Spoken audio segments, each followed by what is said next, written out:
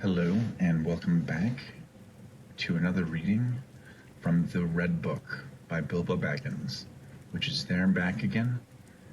And then it also contains Frodo's account of Lord of the Rings. Big book, really cool. Let's get down to it and tuck you guys in. So take a deep breath. "You have nice manners for a thief," said the dragon. "You seem familiar with me by name, but I don't seem to remember smelling you before.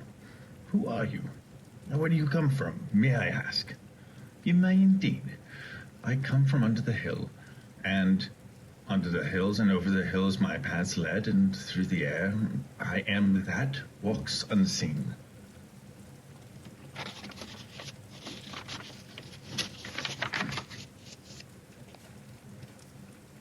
"So I can well believe," said Smaug. "But it's hardly your usual name." "I am the clue finder, the web cutter, the stinging fly. I'm chosen for the lucky number. I talked to the old dragon for a time this way, but was lucky in the end not to be burned to a crisp. One should never laugh at live dragons." I returned to my friends, and we began discussing dragon slayings, historical, dubious, and mythical, and the various sorts of stabs and jabs and undercuts, and the different arts, services, and stratagems by which they had been accomplished. The general opinion was that catching a dragon, napping, was not as easy as it sounded, and the attempt to stick one or prod one asleep was mere likely to end in a disaster. Then a bold frontal attack. All the while we talked, a little thrush listened. Still at last, when the stars began to peep forth, it silently spread its wings and flew away. "We knew it would be a desperate venture," said Thorin, "and we know that still. And I still think that when we have won it will be time enough to think about it. As for your share, Mr. Baggins, I assure you we are grateful beyond words, and that you shall choose your own 14th, as soon as we have anything to divide. I am sorry if you are worried about that transport, and I admit the difficulties are great. The lands have not become less wild with time, rather the reverse. But we will do whatever we can for you, and take our share of the costs when the time comes. Believe me or not, as you like." From that, the talk turned to the great hoard itself, and to the things that Thorin and Balin remembered. The great golden cup of Thror, two-handed, hammered, and carven with birds and flowers whose eyes and petals were of jewels. Coats of mail, gilded and silvered and impenetrable. The necklace of Girion, Lord of the Dale, made of 500 emeralds, green as grass, which he gave for the arming of his eldest son, in a coat of dwarf-linked rings, wrought of pure silver to the strength of triple steel. But fairest of all was the great white gem, the heart of the mountain, the Arkenstone of Thrain.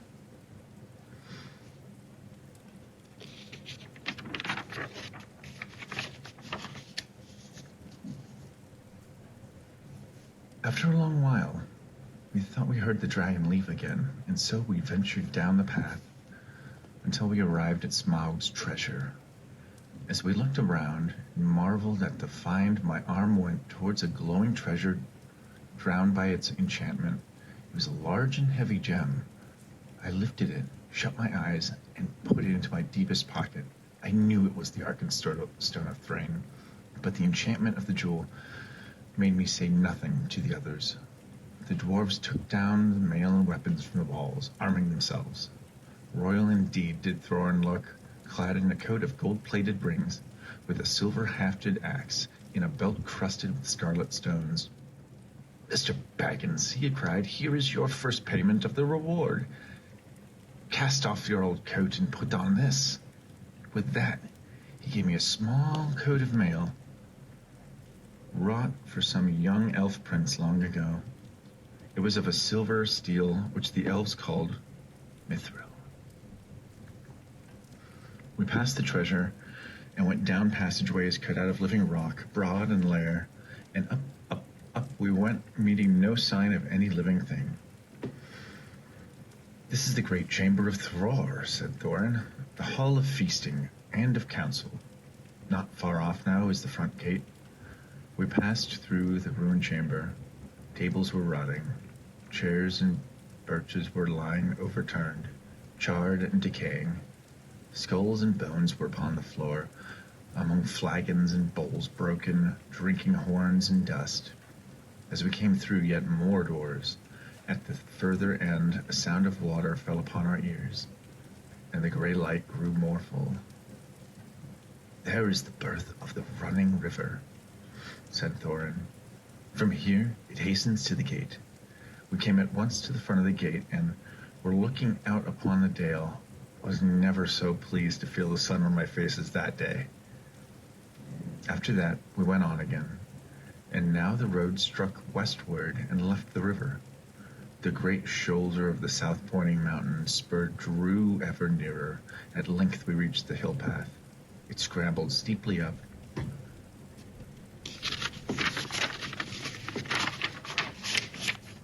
and we plodded slowly one behind the other, till at last in the late afternoon we came to the top of the ridge, and saw the wintry sun going downwards to the west. Here we found a flat place without a wall on three sides, but backed to the north by a rocky face, in which there was an opening like a door. From that door there was a whole view east and south and west.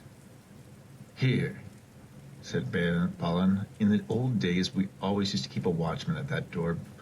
Behind leads into a rock-hewn chamber that was made here as a guard-room. There seemed small need for watching in the days of prosperity, and the guards were made over-comfortable. Perhaps otherwise we might have had longer warnings of the coming of the dragon, and things might have been different. Still, we can now lie hid for a while, and see much without being seen."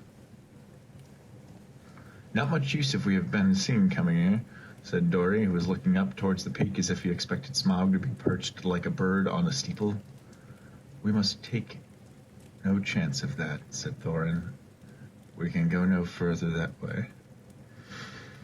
Now Smaug had been so angered for having been outsmarted by a mere hobbit and a few dwarves that he went to the town of Dale to create ruin, and amid the shouts of men came over them, swept towards the bridge, but was foiled. The bridge was gone, and his enemies were on an island in deep water. Too deep and dark and cool for his liking. If he plunged into it, a vapor and a steam would arise to cover the whole land for days. But the lake was mightier than he. It would quench him before he could pass through. A hail of dark arrows leaped up and snapped and rattled on his scales, and their shafts fell back, kindled by his breath, burning and hissing into the lake. At the twanging of the bows and the blasting of the trumpets, the dragon's wrath blazed to its height, till he was blind and mad with it. No one had dared to give a battle to him for many an age, nor would they have dared now if it had been for the grim-voiced man, Bard, who ran to and fro, cheering on the archers and urging them to fight the last arrow. Fire leaped from the dragon's jaws. He circled for a while high in the air above them, lighting all of the lake. The trees by the shores shone like copper and blood, leaping shadows of dense black at their feet. Then down he swooped straight through the arrow storm, reckless in his rage, taking no heed to turn his scaly sides toward his foes, seeking only to set their town ablaze. Fire leaped from thatched roofs and wooden beam ends as he hurtled down again, though all had been drenched with water before he came back.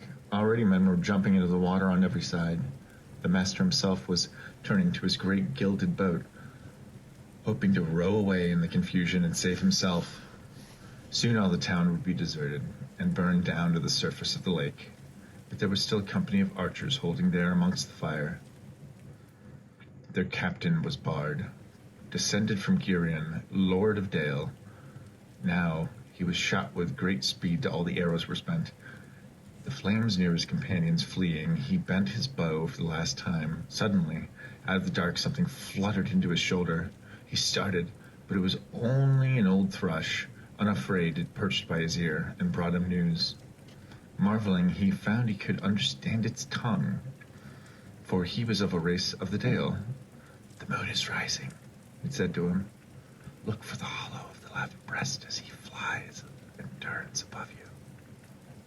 Bard drew his bowstring to his ear.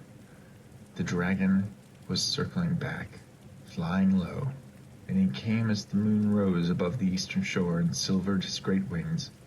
"Black Arrow," he said, "I have saved you to the last. You have never failed me, and I have always recovered you. I had you from my father, and he from his old. If ever you came from the forges of the true king under the mountain, go now and speed well."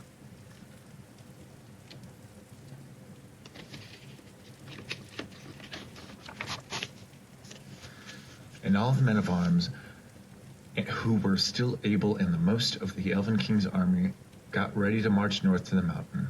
It was thus that in Elven days, after the ruin of the town, the head of their host passed the rock gates at the end of the lake and came into the desperate lanes. Meanwhile, the dwarves and I were still on the side of the mountain. Before long, there was a fluttering of wings, and back came the thrush, and with him came a most decrepit old bird. He was an aged raven of great size. "Thorin, son of Thrain, and Balin, son of Fundin," he said. "I am Rak, son of Kark. Kark is dead, but he was well known to you once. It is 100 years and 53 since I came out of the egg, but I do not forget what my father told me. Now, I am the chief of the great ravens of the mountain. We are few, but we remember still the king that was of old. Most of my people are abroad, but there are great tidings to the south. Some are tidings of joy to you, and some you will not think so good. Behold, the birds are gathering back again to the mountain and to the dale from the south and east and west, for word has gone out that Smaug is dead." "Dead, dead," shouted the dwarves. "Dead. Then we have been in needless fear, and the treasure is ours." "Back now to the mountain," cried Thorin. "We have little time to lose." The dwarves explored the caves once more and found, as they expected, that only the front gate remained open, and all the other gates, except the small secret door, had long ago been broken and blocked by Smaug. And no sign of them remained. So now they began to labor hard in fortifying the main entrance, and in remaking the road that led from it. They found plenty of old tools and such work. The dwarves were still very skilled. As they worked, the ravens brought us constant tidings. In this way, we learned that the Elven King had turned aside to the lake, and that he still had some space. Better still, we heard that 3 of our ponies had escaped, and were wandering wild far down the banks of the river, not far from where the rest of our stores had been left. So, while the others went about the work, Feely and Keely were sent, guided by the raven, to find the ponies and bring back all they could.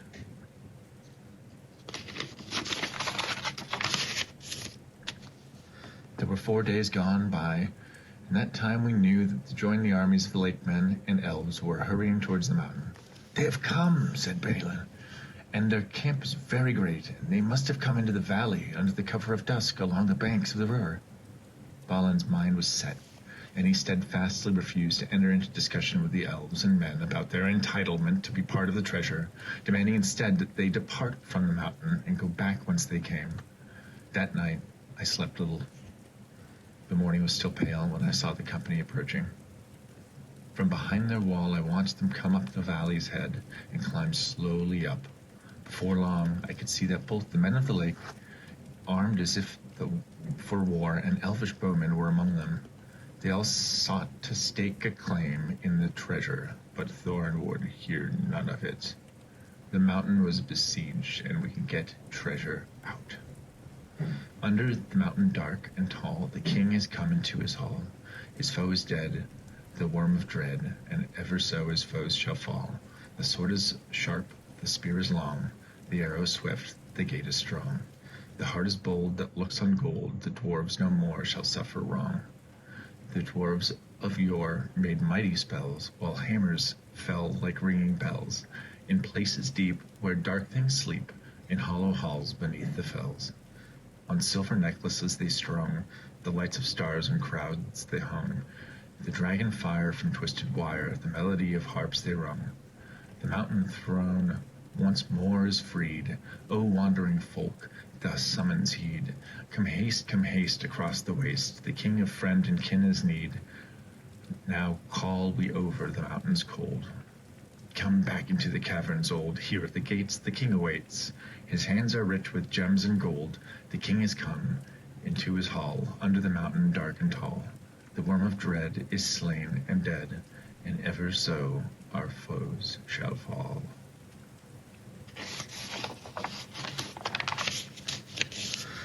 Now the days passed slowly and wearily. Many of the dwarves spent the time piling and ordering the treasure, and now Thorin spoke of the Arkenstone of Thrain and bade them eagerly to join and look for him in every corner. One night, when the sky was black and moonless, I lay thinking about the problem at hand. Clearly, the elves and men felt that they had entitlement to part of the treasure, and I was afraid this deadlock would never be broken. I resolved to take matters into my own hands. To break this stalemate, I put on my ring, fastened a rope, and slipped down over the wall. I had a plan to start to talk to the elves and to the men. And that is how it came about that some 2 hours after my escape from the gate, I was sitting beside a warm fire in front of a large tent, and there sat two, gazing curiously up at me, both the elven king and a bard. A hobbit in elvish armor, partly wrapped in an old blanket, was something new to them. "Now, I make you an offer," I said to them. "Let us hear it," they said. "You may see it," said I. "It is this." And I drew forth the Arkenstone and threw away the wrapping. The elven king himself, whose eyes were used to things of wonder and beauty, stood up in amazement. Even Bard gazes marveling at it in silence. It was as if a globe had been filled with moonlight and hung before it a net of woven the glint of frosty stars. "This is the Arkenstone of Thrain," I said, "the heart of the mountain, and it is also the heart of Thorin. He values it above a river of gold. I give it to you. And you in your bargaining?" "Bilbo Baggins," they said, "you are more worthy to wear the armor of elf princes than many that have looked more comely in it. But I wonder if Thorin Oakenshield will see it so. I have more knowledge of the dwarves in general than you, perhaps. I advise you to remain with us, and here you shall be honored and thrice welcome." "Thank you very much, I'm sure," I said with a bow. "But I don't think I should leave my friends like this, after all we have gone through together."